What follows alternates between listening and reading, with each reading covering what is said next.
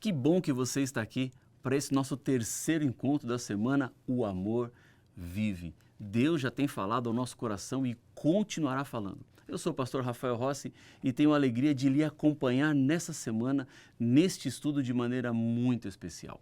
Hoje vamos falar sobre o amor que insiste e não desiste. O amor que olha por mim e por você e foi até as últimas consequências na cruz, para que tivéssemos a esperança da eternidade e da salvação. Você está aqui nessa série de estudos não à toa. Foi porque Deus marcou esse encontro entre nós dois para que pudéssemos abrir a palavra dele e entender um pouco mais deste amor. Hoje vamos nos valer de 3 parábolas que Jesus contou no Evangelho de Lucas, no capítulo 15. O que essas parábolas têm a nos dizer, o que podemos aprender desse amor que insiste e não desiste. Fecha os olhos, vamos orar e daqui a pouquinho a gente vai para a Bíblia, porque tudo começa na palavra. Pai de amor, ajuda-nos a entendermos aquilo que o Senhor tem para nós neste momento. Esse amor que insiste, que não desiste, é o amor que eu quero lhe pedir neste momento, que alcance cada coração. Leva-nos para mais próximos do Senhor. É o que eu lhe peço no nome de Jesus. Amém. Se você está com a sua Bíblia aí, eu quero lhe convidar a abrir no Evangelho de Lucas, no capítulo 15, onde nós vamos encontrar essas 3 parábolas. Vamos ler o versículo 24. Este verso aparece na terceira parábola. A primeira parábola é da ovelha perdida, a segunda da dracma perdida e da terceira do filho perdido. Diz o versículo 24, Lucas no capítulo 15. Porque este meu filho estava morto e reviveu, estava perdido e foi achado. E começaram a festejar. O capítulo 15 do livro de Lucas, ele é muito familiar para todos nós, porque mostra várias facetas ou várias faces do imenso amor e da graça do nosso Senhor Jesus Cristo. Em Lucas 15, vemos que o amor de Deus sempre surpreende as pessoas com sua maneira de demonstrar cuidado, carinho por todos aqueles que andavam à margem da sociedade na época de Jesus.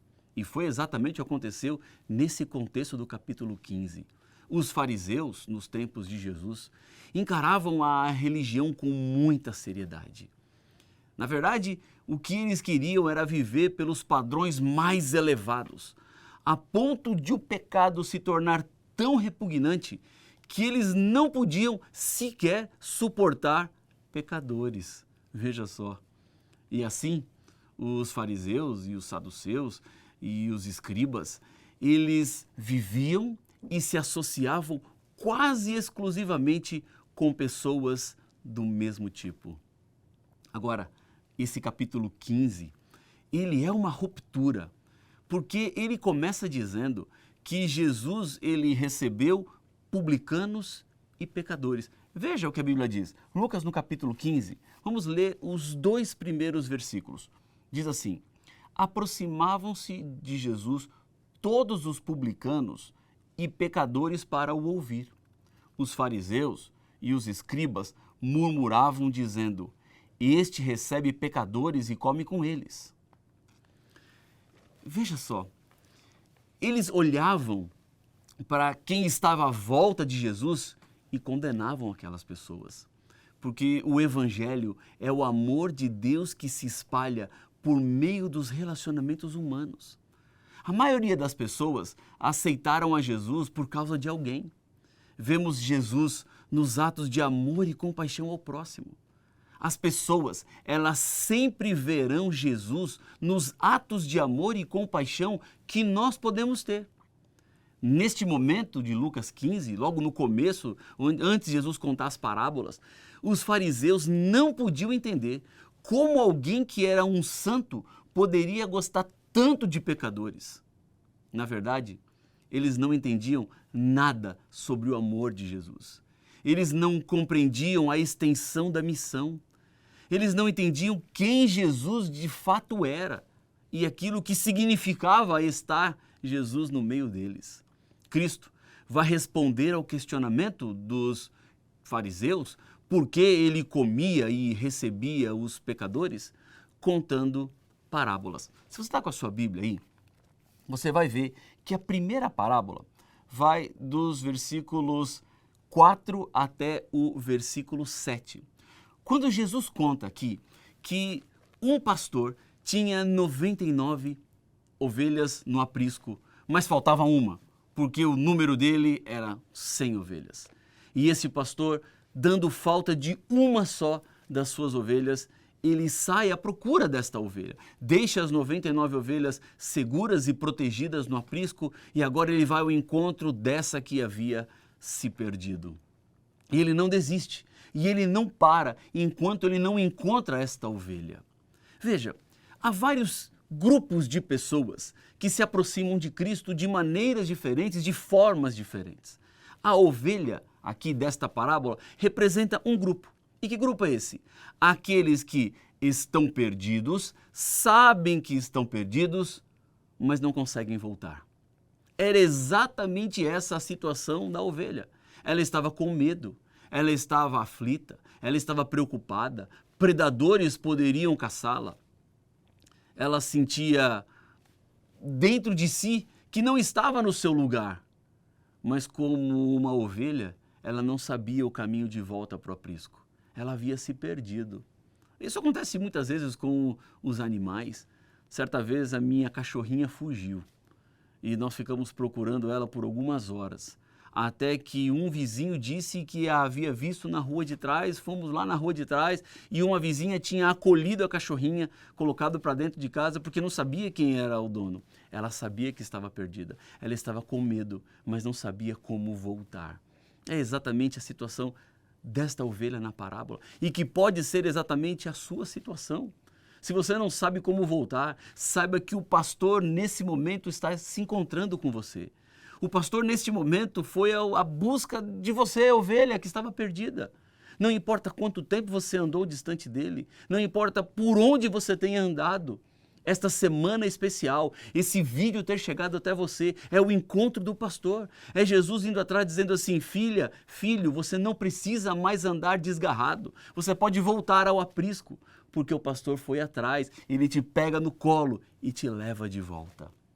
Jesus conta uma segunda parábola, que está no versículo 8, 9 e 10. E essa segunda parábola fala sobre a moeda perdida ou a dracma perdida.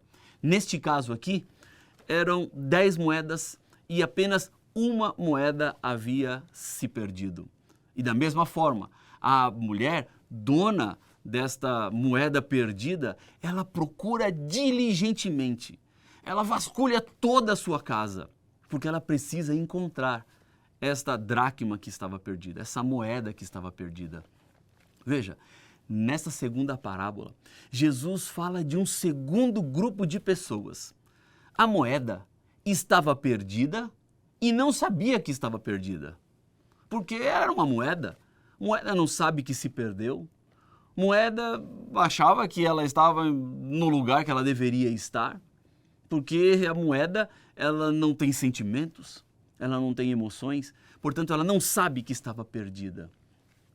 Neste segundo grupo, Jesus está mostrando que existem pessoas que, a exemplo da moeda, podem estar perdidas sem saber que estão perdidas. É isso mesmo. Sabe que todos nós, seres humanos, seremos levados a um julgamento. Seremos julgados pelas nossas escolhas, pela vida que vivemos, por aquilo que somos e por aquilo que temos. Há pessoas que não sabem que estão perdidas, mas quando se deparam com a Bíblia, quando entendem melhor o que Deus deixou revelado em sua palavra, entendem a sua situação. E da mesma forma, como aquela mulher procurava a moeda perdida, Deus continua procurando, convencendo cada um de que estamos perdidos, de que a nossa situação de pecadores e pecadoras nos levará à morte, mas que não precisamos passar pela experiência da morte, porque há uma esperança. Assim como houve procura, Deus continua procurando. Não importa se é 1 entre 100, 1 entre 10. Para Deus, cada pessoa é importante e Ele está indo atrás de cada pessoa. Depois, então, Jesus conta uma terceira parábola. A parábola do filho perdido. Foi a ovelha que se perdeu, a moeda que se perdeu e agora o filho que estava perdido. Nesta parábola, Jesus, ele ilustra o amor do pai pelo filho que havia se rebelado. Um dos filhos disse ao pai assim: pai, me dá a herança que eu tenho direito, e essa herança eu quero sair e viver a minha vida. O pai consente. Veja que esse é um pedido muito inusitado na época de Jesus e continua sendo até nos nossos dias. Imagine alguém chegar para o seu pai e dizer assim: ó pai, eu não sei quanto tempo você vai viver e eu não quero esperar a sua morte para eu receber a minha herança, então me dá agora aquilo que eu tenho direito. Reparte os meus bens e me dá para que eu viva com aquilo que eu acho que devo viver e da forma como eu acho que devo viver. Foi isso que esse filho fez. Ele pediu ao pai. E você sabe a história. Tudo deu errado.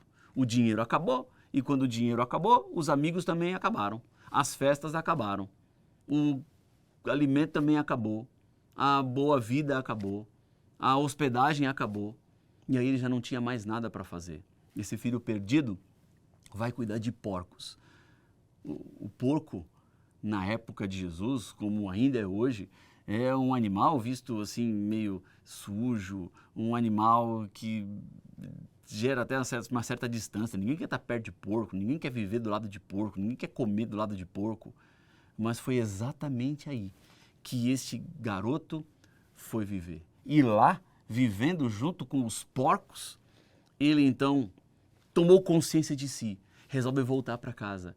E quando ele volta, o pai o recebe. Nessa terceira parábola, Jesus está ilustrando o grupo daqueles que estão perdidos, sabem que estão perdidos e conhecem o caminho de volta. Pode ser você, pode ser a sua situação. Você sabe o caminho de volta. Você sabe por onde ir. E quando o filho volta, o pai abre os braços e diz assim: bem-vindo, filho, de volta à sua casa. Bem-vindo ao lugar que você nunca deveria ter saído. A Bíblia diz que o pai coloca um anel no dedo do filho e esse anel significava que ele estava sendo recebido de volta ao lar na condição de filho. Mas há um outro detalhe nessa parábola, que é o filho mais velho. Diz assim o versículo 25 do capítulo 15 do Evangelho de Lucas: ora, o filho mais velho estava no campo. Quando voltava, ao aproximar-se da casa, ouviu a música e as danças. Este filho mais velho que ficou em casa, ele não lidou muito bem com a volta do seu irmão. Sabe que nunca é certo amar o pecado, mas nunca é errado amar os pecadores. E como eu sei que amo aqueles que estão ao meu redor? Como é que eu sei que eu amo os pecadores? Aquele irmão mais velho tinha dificuldades porque o seu irmão era pecador. Você está disposto a amar de tal forma, a insistir e não desistir? Porque esse é o amor de Deus. Esse é o amor do pai que recebe o filho. Volto a dizer, não importa se era 1 entre 100, 1 entre 10 ou 1 entre 2, como foi a terceira parábola. O pai amava. E se é assim que Deus nos ama, eu quero lhe convidar a encontrar alguém que não seja fácil de ser amado por você.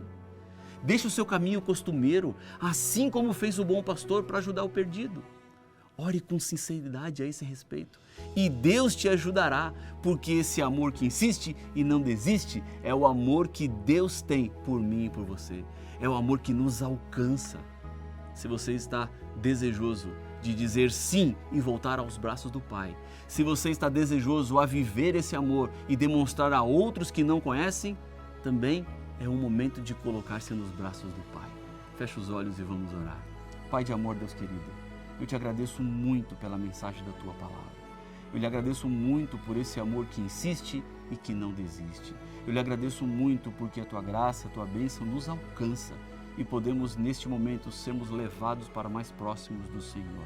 Toma conta de todos nós, abençoa-nos, é o que eu lhe peço no nome de Jesus. Amém. Nós estamos terminando esse nosso terceiro estudo. Eu quero lhe convidar para amanhã, nosso quarto encontro, estarmos juntos mais uma vez. Que Deus abençoe muito a sua vida, que Deus abençoe muito a sua decisão e que Ele confirme com o seu espírito aquilo que você tomou hoje como nova regra de vida para a sua vida. Um abraço, até mais.